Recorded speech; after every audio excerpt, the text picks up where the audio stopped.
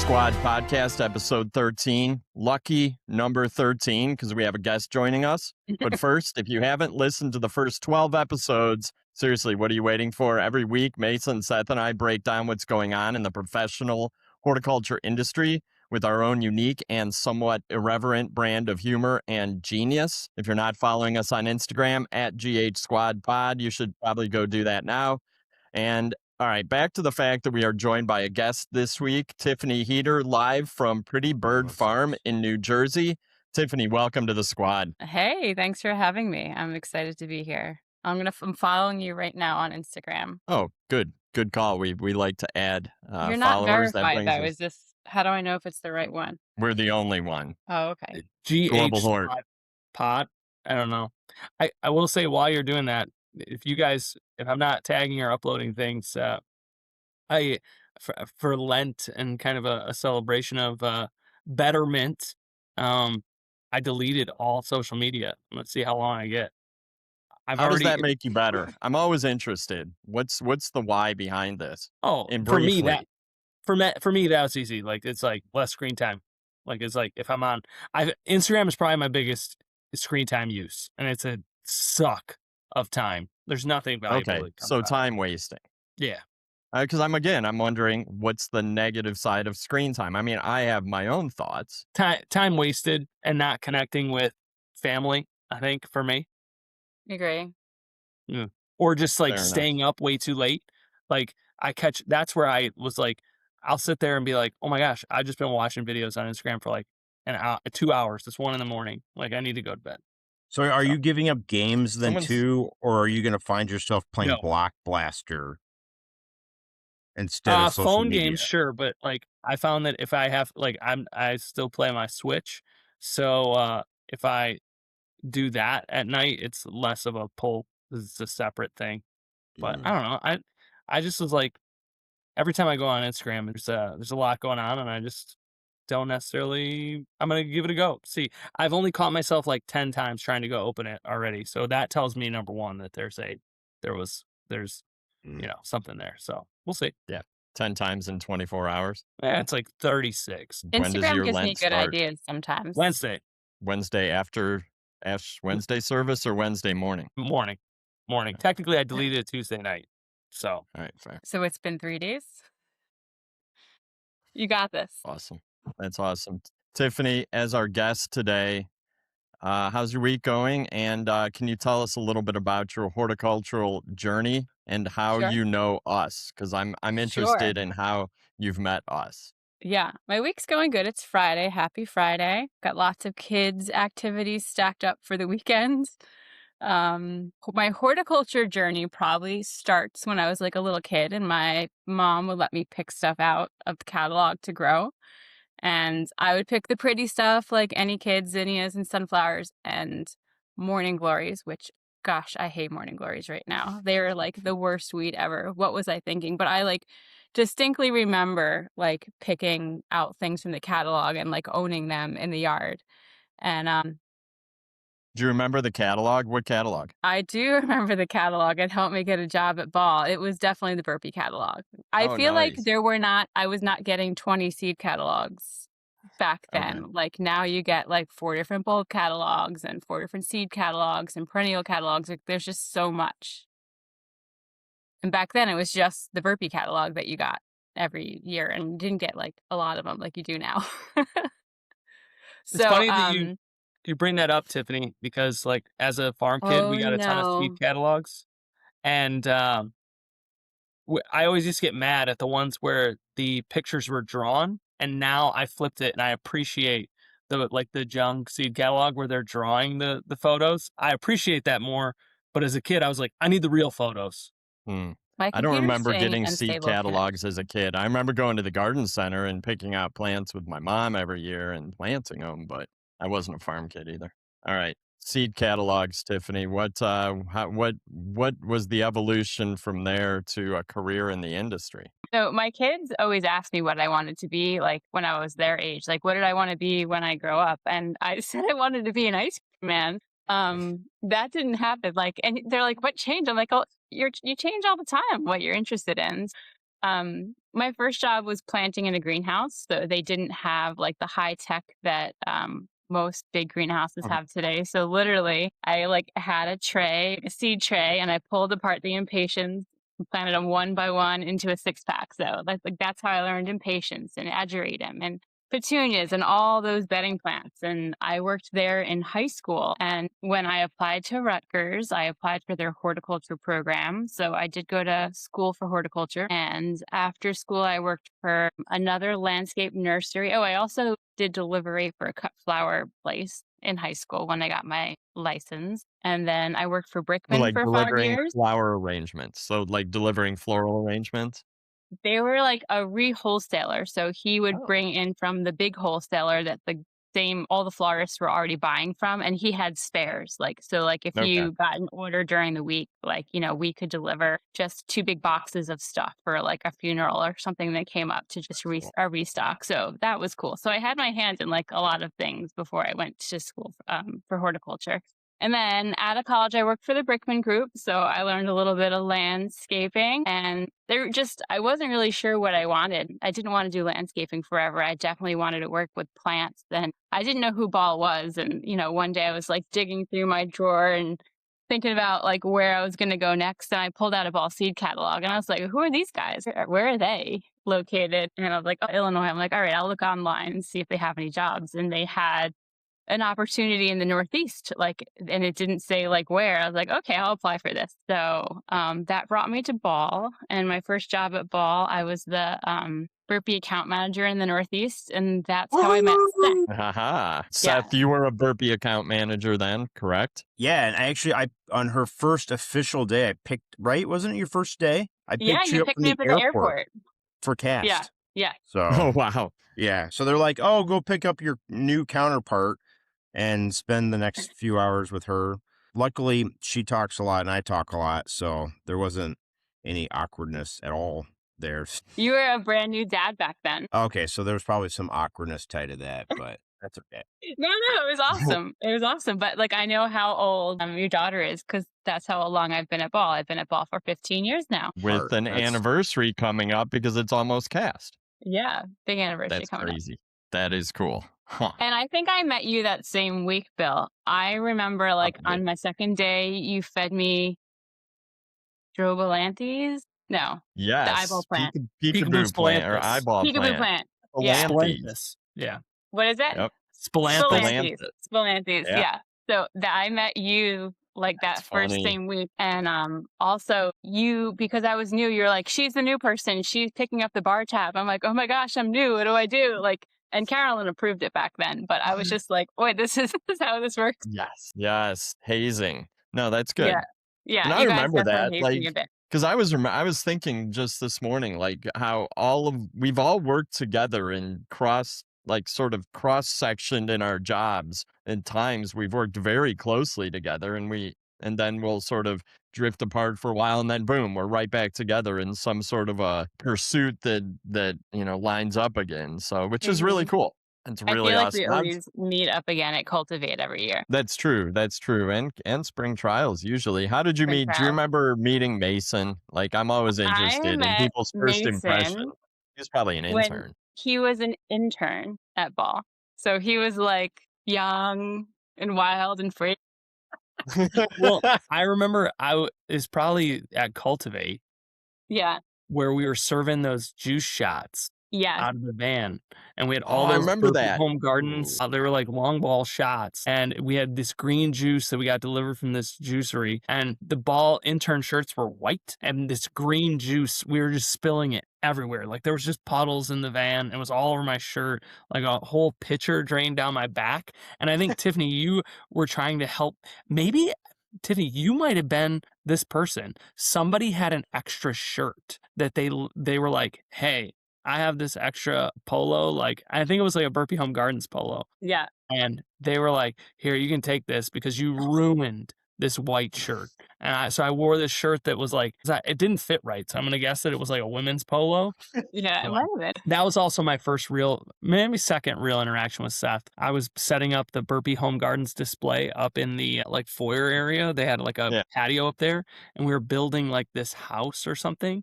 And like I don't know. I was working my butt off, and as the interns do, and I like dropped a pipe on accident. Like I was carrying like 20 pipes, and I dropped 20 a pipe, pipes. What?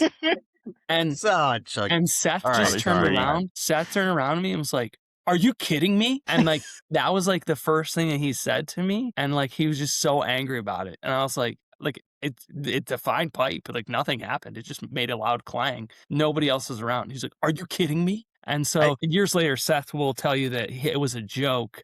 But I remember being like, for the first like 6 months, and Seth, obviously, we're close friends now, but I was like, this guy hates my guts, like, because I dropped that pipe. So, Well, which He I probably probably still did. does. Yeah, I did. But like, I think that's a perception thing. Like when you're a kid, everything seems really large, right? And so like you thought I was I was angry, but 22, have you ever 21. have you Wasn't a ever kid. have you ever heard my voice get that stern? My voice doesn't get that stern with my kids. I just don't have that capability. So that's partial perception there, I think, just so you know. Okay. All right. Well, But yeah, that's a my fun tangent. All that came from Tiffany mentioning that Mason was a fresh-faced young intern when they first met. and well, where I was going with that is that my impression of Tiffany was much better than it was of Seth after my Yeah. first cultivator. Same here, 100%, always. That's why Tiffany's on the podcast and might replace Seth one of these days. Well, I'm not Tiffany, sure. I'm We don't interested. have a lot of I'm free time. interested in taking this now to what you do as a farmer. Is that a correct term? Yeah, so we are part-time farmers, and most of that work happens at like 4 in the morning, 4 till like 7. And then, I go to work at ball, and then it picks up in the evening around kid activities. So we moved out to this rural area, which is why my internet is out. We have 4.5 acres, and we probably plant about 2 acres of it every year. It's, started small. Seth and Mason visited when I was pregnant with my son maybe 8 years ago. So it was much smaller. Every year we've kind of just expanded from this initial idea that we were going to plant a food garden. John and I planted a food garden first when we moved out here in 2014. And I had a fence contractor lined up before we even moved here. Like I called everybody. So we put in an 80 by 80 fence and just kind of planted a little bit of everything. So like a whole section of tomatoes and peppers and eggplant and vine crops and herbs. The cut flower part was very small. It was like the center of this kind of like geometric laid out garden. And it was just like sunflowers and zinnias at the time. We had so much fruit. Like we had so much produce because it was full sun, and we have great soil out here. And, we don't have irrigation, but we live on a slope, so we don't water. And we were just, what do we do with all this food? And my mom was like, well, why don't you put some tomatoes out on a farm stand at the end of your driveway? I'm like, I didn't know these people that lived in our area 10 years ago. I'm like, no one's going to buy tomatoes off my driveway. I was like, okay, fine, I'll do it. So I put out 4 quarts of tomato, and we were working in the garden together, just hanging out. And my mom was like, well, go see, did you win? Did you sell anything? So I go down there and 2 quarts were missing. I was like, oh my gosh, somebody bought our stuff. And there's, I think they were $5 a quart, and there was a 10 in there. I was like, holy crap, our neighbors are buying our tomatoes. I should put more out here. And then I looked down at the ground, and there was a piece of paper, and they dropped trash while they were shopping. And the trash was actually a gas receipt from down at my parents' house. So I know that was my dad was the first customer, and I bet he dropped Nice. half his wallet, looking over his shoulder all over the ground. But we kind of started there just selling our extras, and we took that money and just invested it back into the property. I bought 24 peony plants that year. So it started at the end of a driveway, and then we did another small farm market. And then we're now at a much larger farm market on Sunday. It's a lot bigger space now. And last year we had our first person that stayed with us for the whole season, working 6 hours a week, which doesn't wow. sound like a lot, but Whoa. that is so huge. Imagine what can you guys do as all of your parents? What could you do with 6 hours? Give somebody all these tasks that you'll never ever get to. So. Mhm. So that's kind of how the farm evolved to what it is now. And it did end up expanding out more into flowers than it did from just being that original vision of a food garden. That's cool. So how long have you, so I'm going to dig into 2 things, cut flowers and farm markets, because I'm fascinated by farm markets. I do go Mhm. to a local farm market we don't always buy much, but anyways, how long have you been participating or a vendor in farm market? Probably 7 years, like 6, 7. Sorry. 6, I had 7. to. Sorry. Sorry, And I I made know you there's Out. but probably 2026 around out. what? I said that is Well, out. 2026 yeah, I know. but like older people take It was longer to never get in out for of you, it. Mason. Yeah. We Yeah, but still do it. probably 6 or 7 years. We did a really small one, like, down the street, that just wasn't, like, sustainable in a teeny town, and this one's in Flemington, which is 20 minutes away. It's, like, the hub of, like it's, like, where all of the shopping is for our area, and it's Okay. on this, like, historic farm, and it has, like, a great vendor presence, so there's, like, 20 or so vendors and music and special events and things like that. So if you're not buying a lot at your farmer's market, why not? Is it too expensive or do they not have like the vendors you're looking for?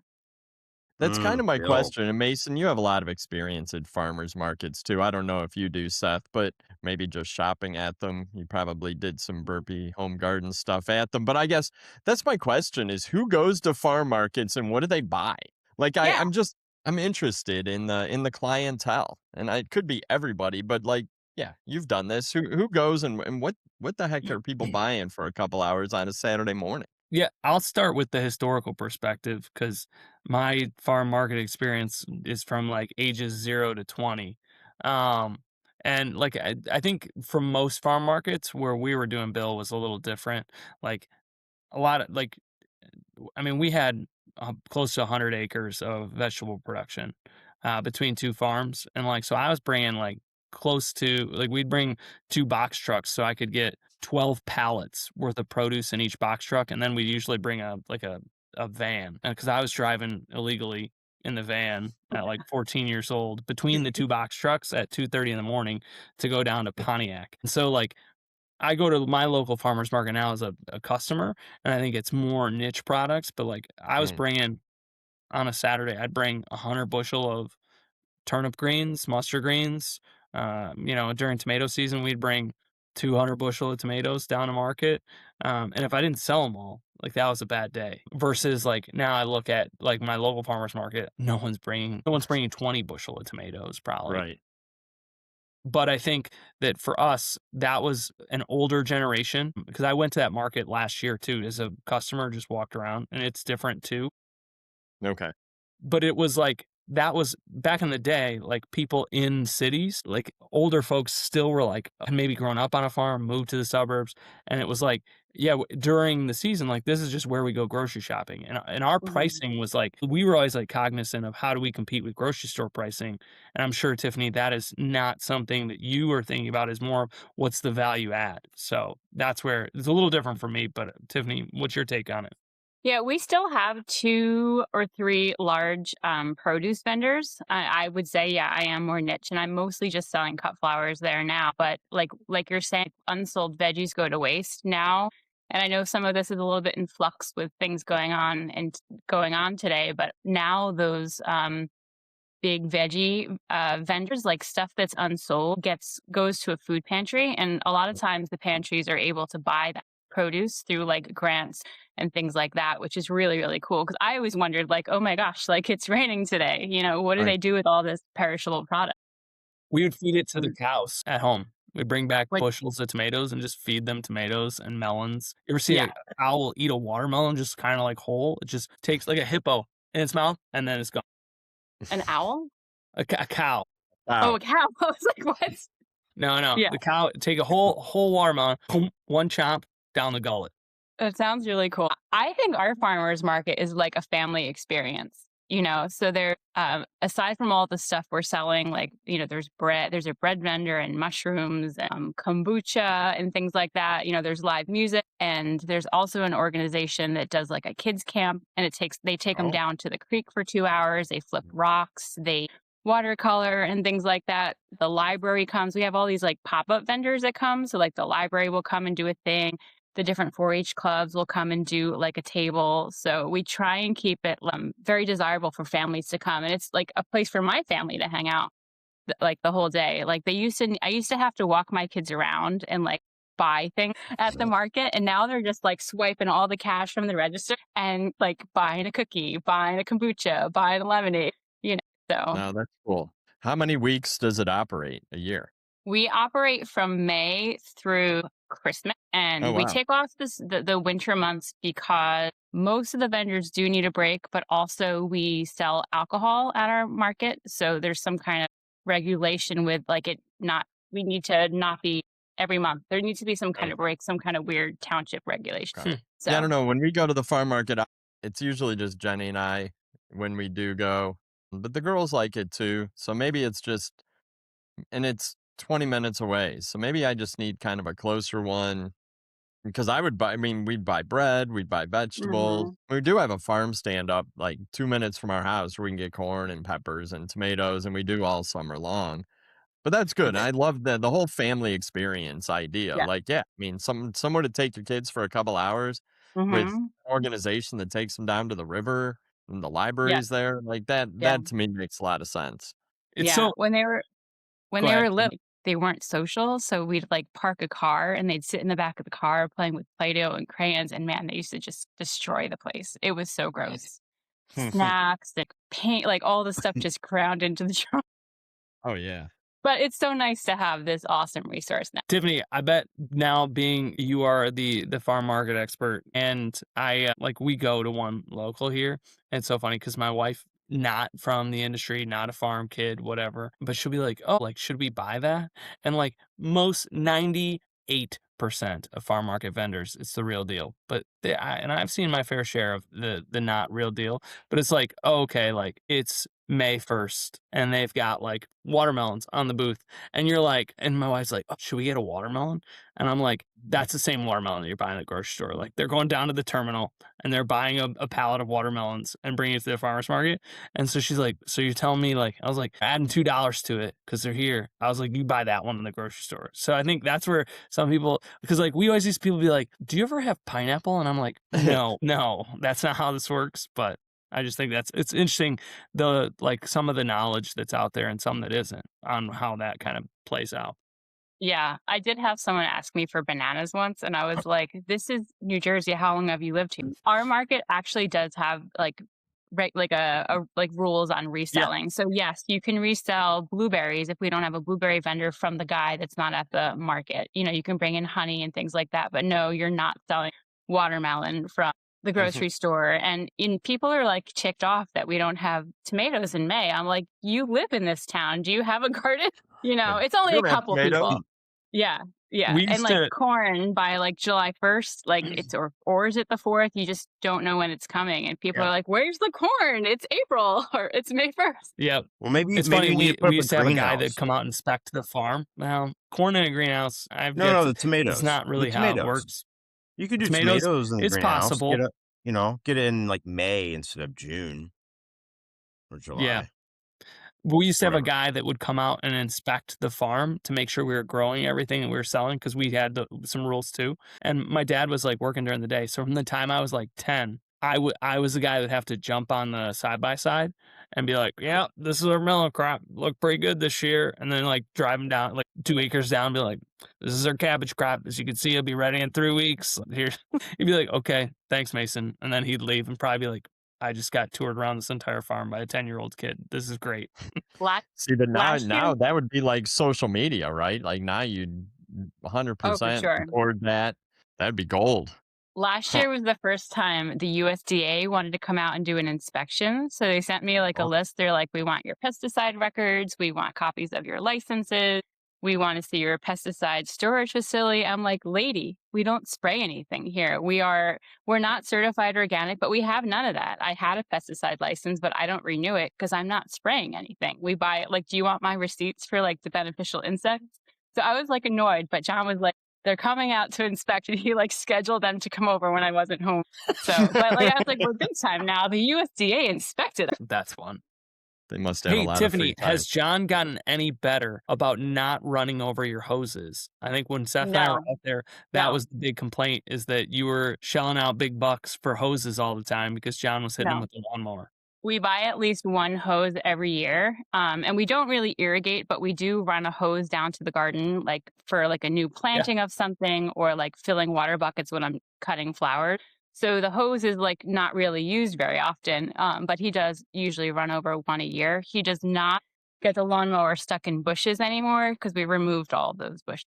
Remove the problem. No, that's good. So you just mentioned cut flowers and cutting flowers and the fact that that's primarily what you're selling at the farm markets. Maybe I'm just the skeptic this episode, but cut flowers. I feel like I've discussed cut flowers endlessly for 10 to 15 years and expecting this big growth in cut flowers and for everybody in the US to start buying cut flowers weekly like they do in Europe. Maybe I don't see it again. Maybe I'm not seeing the right people or maybe this is happening, but what is the state of cut flowers? And I do think, yes, we just came off Valentine's Day. I did buy cut flowers on Valentine's Day. Sometimes I do throughout the year. We do like them at, farm markets. Our Trader Joe's actually does kind of a farm market where local flower farmers bring flowers to the Trader Joe's and sell out front. I think it's local flower farmers, but I do see them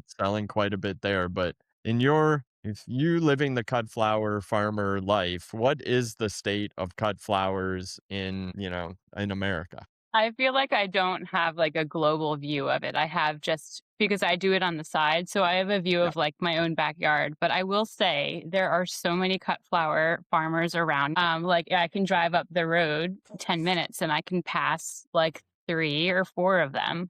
And the same thing in the other direction. So I do feel like there are more and more cut flower farmers, but I still feel like they're small. Like they're doing either like just events in their yard or like there's a girl up the street from me that has a nice business. She's a teacher and then she flower farms on the side. And she does all these really cool events like wreath making and dyeing and things at her farm and then also at like local businesses. And, every once in a while, if I get short on something, like I can shop from her or the next girl or the next girl. So I do feel like there's a lot of farms. I feel like it's still growing, but I don't feel like anybody's getting massive and huge. Like there's like 1 or 2 places that got like, if they really focus and don't have a full-time job, they're able to get a grant and they put up these greenhouses and there's someone local, but they're going to New York City because that's how big they are. They're bringing truckloads of plants. Yeah. I wonder if part of that too, there's 2 things, right? With cut flowers is that it's a tremendous amount of work that you have. Like you're cutting the flower, right? And you have to use usually, unless it's like status, which has a pluckable stem. So you have to cut those and trim those flowers actually. And then once you get everything picked, you got to bring it back. You're defoliating the bottoms of certain things. And then, so there's the hard work part of it. But then there's like, I would argue that it's one skill to grow it. But then if I just bring a bouquet of just baby's breath to market, nobody wants a bouquet of, maybe one person wants a bouquet of just baby's breath, but there's an artistic component too. And like, I've seen some really ugly bouquets. And so that's where, like, we did zinnias, sunflower, status, cosmos, and baby's breath growing up. And my mom put those together. But then, like, after a while, she was like, we stopped it just because she's like, her hands got to the point where she's like, it's hard for me to trim it. But she had the artistic component. And I'm sure I've seen your stuff too, Tiffany, you do. But I think for some people, they're like, I'm going to do this. And then they're like, if they're only growing one thing, it's like, well, nobody wants just that. They want a true bouquet, like they would get at a flower shop. I also wonder, like Bill, you'd said, like, you don't go to farmers markets that often, and I don't go that often, but maybe it seems like there's a lot of small cut flower growers. And, I just wonder, like, I wonder if the outlet is a lot of farmers markets and farmers markets aren't quite main, like there's not enough people going to farmers markets. Maybe there's that perceived, like it's not exploding, right? Because it's not hitting the masses, farmers market, I don't know. But it does seem like, there's a lot of, like on Instagram, there's way more cut flower influencers than there were probably a decade ago, I think, or maybe I'm just more exposed to it. No, I think there are, and I see a lot more discussion about cut flowers, and I will say that for my day job, we do a lot of videos on how to grow plants, and the cut flower videos get 10x the views of like a video on lantana. Like there's a lot of hunger for knowledge about growing cut flowers. I know that certainly through, big horticultural distribution companies, there's growth in cut flower input sales. But and But there are so many cut flowers just come from, Central and South America straight to the grocery store, even in bouquets already. And so, like, our local grocery store, and every grocery store has a floral department they have for decades and decades and decades. And our local grocery store has a nice floral department. There's cut flowers every single week.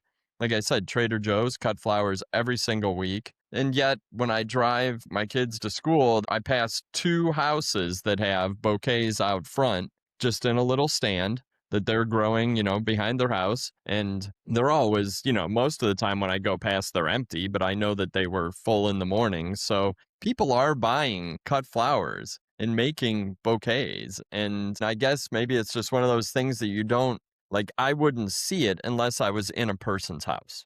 Yeah. It's kind of a There's hidden also thing. like lots. I'm sorry, But my connection no, might be a little No, you're jumpy. fine. There's also a lot of places to buy cut flowers. So I said our farm market is our primary business, but I also sell flowers to a hair salon. So they sit in the middle of the salon all day, just a couple bouquets, but she's right next to the school, so it's super easy to drive to. So it's a great place when you're treating yourself like you're giving yeah. yourself some self-care to walk home with like bouquets. And we sell to a bakery who also buys a lot of our edible flowers, and we sell to some smaller grocery stores that don't bring in like the stuff that you're going to see at a big grocery store. They're not bringing in, the stuff from Central and South America. They pride themselves on buying from all the local farmers. They have like a big sign out front with like 30 farms that they buy produce and grains and coffee and all Yeah. kinds of things from. So there's a lot of places to buy. You just got to find your niche, I feel like. And I probably could No, have a bigger niche, but I still have a full-time job and my kids are also very busy. that's true. How much do your kids help? I got it. Well, how old are they and how much do they help? Wyatt is 8 and Violet is almost 10. I feel like they are helping a little bit less, but they're also like at activities. Like, so every Right. Saturday morning when I'm working, I'm making bouquets for the Sunday market. Violet's at gymnastics for 3 hours. And then John's taking Wyatt out to baseball or soccer. So they're super busy. They're definitely interested. When it is cut flower season, we're not like, it's not a big formal farm here. I grow more than I could possibly use so that I still have a beautiful place for me. They'll go out and cut flowers for the table for dinner, and that's like a special thing, or they'll cut flowers just to play with, like to make confetti. Violet likes making flower confetti out of marigolds. And then, we take pictures, throwing it in the air and stuff. Yeah. So Didn't you have I a don't know where I was formal? going with that. Didn't you have No, like I a think it's formal cool. I think visitation, it's a family activity. like tour, right? Didn't you A have like a formal what? tour?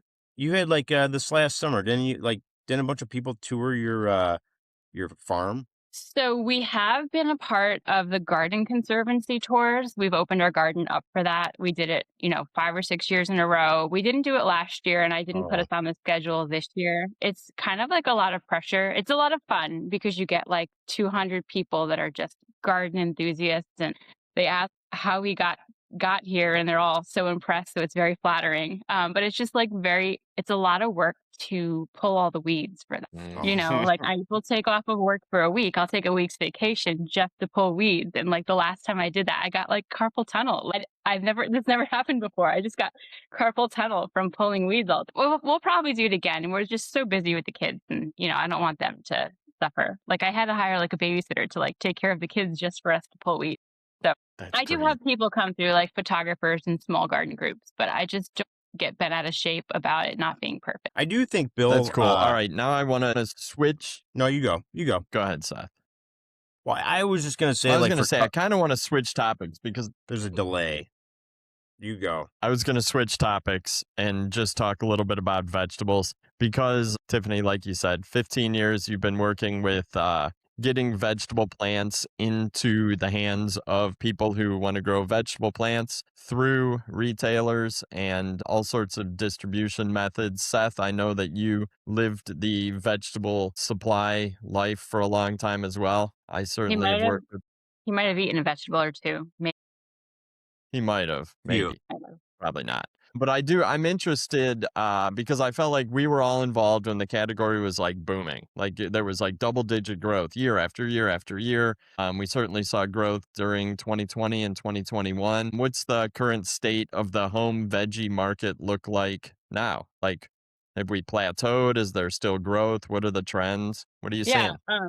Well, I don't think it's quite the COVID boom where we were all stuck at home without anything to do, but I definitely think that growing your own food is people's priority. There's lots of reasons why we all have less money in our pockets right now and things are more expensive, but I absolutely think it's going to be a great year for vegetables. Last year was great also. And I do think it's still climbing and there's still growth and excitement and enthusiasm for seeing where your food comes from and trying to, combat the grocery store. That makes total sense. And Yeah. yeah, that is the dynamic that's at play right now. And Yeah, for sure. so I agree that I think, if we look at the biggest generation of, prime expenditure shoppers right now, it's millennials. And I think that millennials do see value in knowing where their food comes from. Is that driving some of this? Oh, for sure, and the whole experience of it. Like, Yeah. millennials are having kids now, so it's like, "Let me show you what this seed does." Seth, what do you think? What do you think? Vegetables, home garden veggies. What are you seeing? Where did when you were involved on a day-to-day basis? What were some of the things that helped you tell that story? I mean, I think a good part of it is like what Tiffany had said, the experience. I think that, like she said, that it'll continue to grow, but I think what we need to do a better job is celebrating the failures of gardening. That like it's hard, right? Like it's never super easy. Like a lot of people get into vegetable gardening and they're like, it didn't go very well. I'm not good at it. I'm not going to do it again. Like I've been doing my Mhm. vegetable garden. It's like 10 by 20 little garden, and I've been doing it for like probably 8-ish years, and I screw something up every year. Like something just is like a catastrophe. Is that the right word? And then my wife's like, Yep. "Hey, why are there no cucumbers this year? You had them last year, or what's wrong with the tomatoes? What'd you do wrong?" And I'm like, "I don't know." So it's but then you just like constantly adjust a little bit every year. It's like a journey, right? And I think that like we could do a better job of celebrating that, or we just need an influencer just to like show vegetable gardening, but all the bad stuff, but he still likes it or she likes it, right? Just so that way people see like you don't have to be The perfect. reality. Yeah, it's not like a Pinterest garden or like, Tiffany said there's weeds, or like, I don't know. But my family looks forward to doing it. I feel like everyone's like thinks it's really cool. Like we have friends and neighbors in town. They're like, "What? You have your own vegetables?" And we're like, "Well, you can do it too. Like it's not that complicated. Just buy Mhm. a Burpee tomato and put it in the ground." It's almost that simple. I mean, with, Yeah. with us and where I'm at, we gotta defend against deer, but I mean, Oh, once you put up a, welded wire fence, galvanized, it's not going anywhere. So I've had the fence up 10 years. Deer don't get into the vegetable garden. I'm, again, yeah, probably 10 by 20-ish, maybe a little bit bigger. More tomatoes than we could ever eat, more zucchini than we could ever make bread out yeah. of. I Do have you? failed miserably with beans, but I think I just need to try them better, try a different method. I'm But curious for some years have Tiffany. been really good, some years are really bad. Does Tiffany, what type of vegetable are you using? Some of like the newer stuff that has a little bit more disease resistance or better habit, or do you like the kind of the old favorites, heirlooms?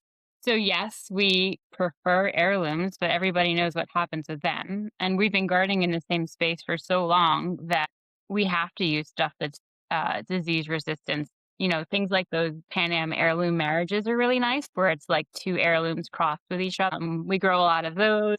We do grow some hybrid. Last year, we planted a whole bunch of heirlooms again, and, they all crashed. So, I do agree there should be some more celebration of failure. We fail all the time. We're terrible at growing a lot of things. So you just kind of focus in on what you're good at, let that, go by the wayside, let it go, what does, suit you. I'm not going to grow carrots, but I'm going to get them from my local farmer. I'm not going to grow pumpkins. I'm going to get them from my local farmer. No, I think that makes sense. You take what you can do on your own, and boy, it would be great if we could trade. If you could trade tomatoes for carrots, like I feel like that's how the world should work. Yeah, we do a little bit of that at the farm market. And if your garden is overflowing, Bill, you need to set up a little stand. Ooh, Ooh, that's a really good point. hey, so here's Now, here's a see, that becomes a big commitment, right? rand. Then I gotta take a week off the weed when the garden club comes through. Yeah, just give the garden club. Just be like, I'm not weeding for you. If you want to see what we're doing, you can come look and I'll chat with you about my failures and successes. I Don't so weed. I'm not weeding though. I have For a sure. random idea here, right? So some people do seed swaps, right? Well, maybe at a garden center, everything's Mhm. tied back to a garden center. They could do a veggie swap on certain days where people could bring the veggies that they grew a lot of and swap with other people. And then when they're there, they're probably going to buy something, right? So, because at the end of the day, you just need foot Of traffic. course. And so, that would be kind of a fun event. Then like people that do a lot of tomatoes or had a lot of cucumbers, they could bring it and swap. It'd be a really cool community event. Oh, I'm going to I feel like propose that. this has to be happening somewhere. And if We it's have a not, plant that's trade. crazy because this seems so easy to coordinate at a garden center. Yeah. Agree. Like, I bet local garden clubs do this, but probably not enough. And that, again, you're talking to a very small subsection. And maybe if people saw it, it would encourage them. Oh, well, next year, I guess I could plant a few more pepper plants or tomato plants, and then I could trade my extra for radishes or, Hmm. I like that idea, Seth. That's one of your good ideas. They do happen. Well, I hope Our that. town does a plant swap in the spring and the fall. You could pull that off. Do it at your farm market booth. You could have Maybe like one table where people could come and swap. good idea. Put one of your kids in charge of it. I'll send it up to the. There you go. There you go. Do the vendors all like back to the farm market? Do the vendors all know each other? Do you guys get along, help each other out, that kind of thing? I mean, is it Yeah, for pretty sure. Yep. consistent group? I would say But so for sure. I mean, I think that it's managed really well, right? So we don't have 10 people selling cookies every market. If there's mm, 2 bakeries, they're on alternate weeks, but I would say everybody's, buying from each other, friendly with each other, helpful if, somebody's tent blows over or something like that, for sure. It's definitely like a nice fun, it's like a hangout on Sunday morning. Seriously. that's awesome. And to the listeners, feel free to put in the comments or let us know if you shop at farm markets, if you're a vendor at farm markets, experiences, anything like that, because I'm interested in this whole farm market community that I feel like is in almost every city and such a big part of our industry that probably should be bigger. I do want to throw out to you, Tiffany, one of the segments and questions that Seth and Mason and I started doing last week is, if I started a horticulture business from scratch, what would I do? And I think this is interesting because you did that. Like, you've done that. But Hmm. but what if it wasn't for growing cut flowers and vegetables, what other type of industry business would you like to start from scratch? I think I'd like to bake bread, but I have to be better at it. Okay. Yeah, like a little bakery, like that's the new thing is not people aren't just selling flowers and tomatoes, they're selling like breads and pastries and focaccia and cookies and rolls and pasta like at their farm stand. Yep. Well, and it's funny because my wife and kids and me sometimes go to, like, we have this huge market in downtown Cleveland, the West Side Market. It's massive. It's been there for 100 years. And they go and they love to buy the pasta and the bread. And I mean, yeah, I don't know. I think, and it's so much better than what you get in a grocery store. And you Oh, feel for better sure. eating the bread. There's not a laundry list of ingredients. All right, bread, I'm in. As long as you started and then shipped to Cleveland, we'll buy from you because Will I'm into do. that. Seth, do you have any additional horticulture business that you've thought about over the week that you would want to start from scratch?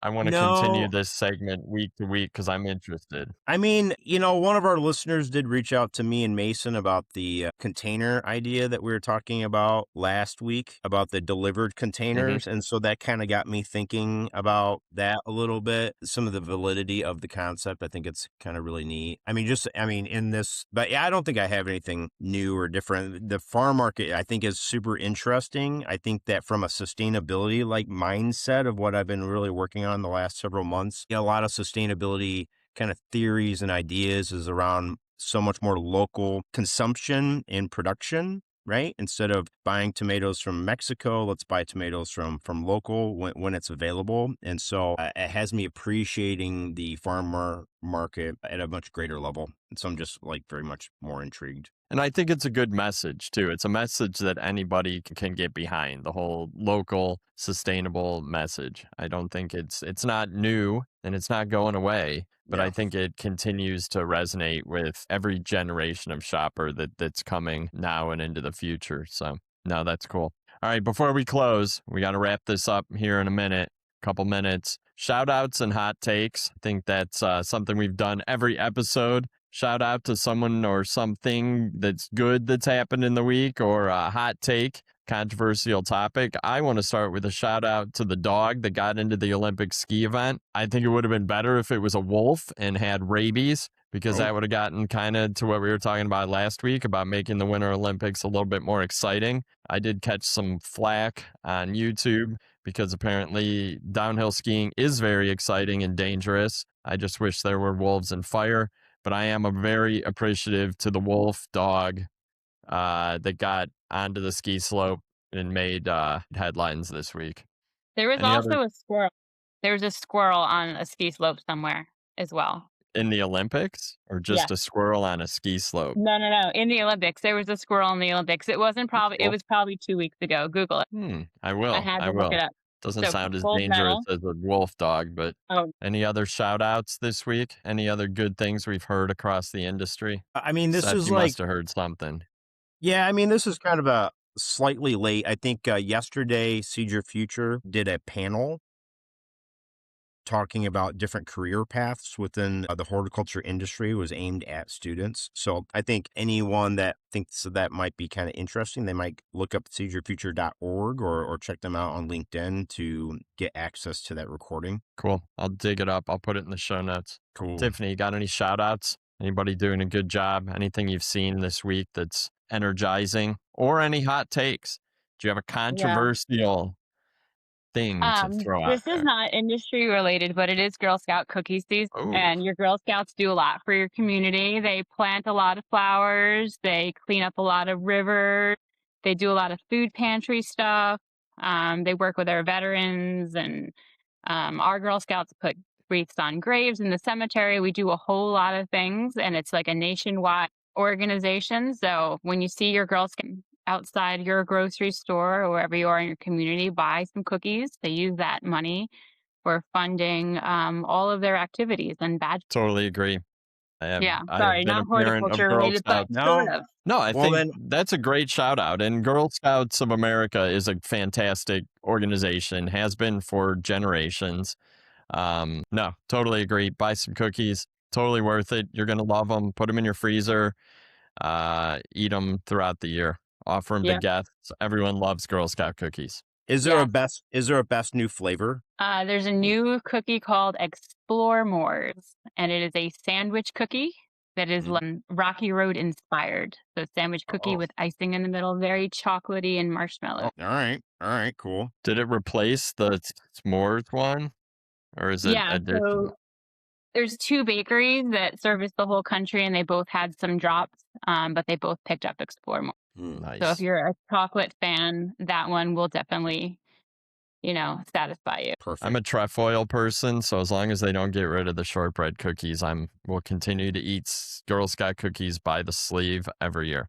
Yeah, that one's an old Awesome. standard that I don't expect to leave. Seth, what's your favorite Girl Scout cookie? I'm I bet probably you're old like a school. Thin Mint guy. Yeah, I like the Thin Mints. That would be my favorite. Put them in the freezer. They're extra good. No. Tiffany, what's your favorite? And what's the best seller for your Girl Scout? The best seller nationwide and for my troop and for my daughter is always going to be Thin Mints. It's like 40% of all the cookies. Oh, wow. And then that's followed by the peanut butter patties and the Samoas or Caramel Delight. So I don't know. I kind of like all of them. I have to eat my way to my daughter's goal somehow. There you go. There you go. I saw that some kids sold like 87,000 or 8,700. That was Yeah. some astronomical number of box of Girl Yeah. Scout cookies. Yeah. It's a little That's crazy. controversial. Yeah. It was. It Yeah. was. If But you look in the comments section, it's a little controversial. it is. Yeah, and I did look in the comment section. But you Yeah. know what? Supporting a good organization. Totally agree. Tiffany, Mhm. thank you so much for joining us. Of Big course. thanks. hopefully you found that this went well. We'll definitely continue to have guests, and maybe, Tiffany, we can circle back during farm market season and see how things are going. Even though you'll be busy, maybe we can just catch up for a few minutes and see what Sure. the trends are. Seth, thank you so much for joining. We did For sure. lose Mason, not because he doesn't like us, but because he had meetings, and he says he has meetings all day. He was whining about that. But that's all right. And for our dear listeners, thanks for listening and watching. As I keep repeating, we want to connect with you. Comment about what you liked and what you didn't. What's your favorite Girl Scout cookie? Throw out some ideas, topics to discuss. We will discuss them. You can watch us on YouTube and Spotify and listen on Apple Podcasts and Amazon Music. Best way to get in touch, find out what we're up to, is by following us on Instagram at GH Squad Pod. Reach out to us individually. Lastly, be sure to like, subscribe, follow, all those good things. Be a friend, tell a friend about the show, and we will be back next week.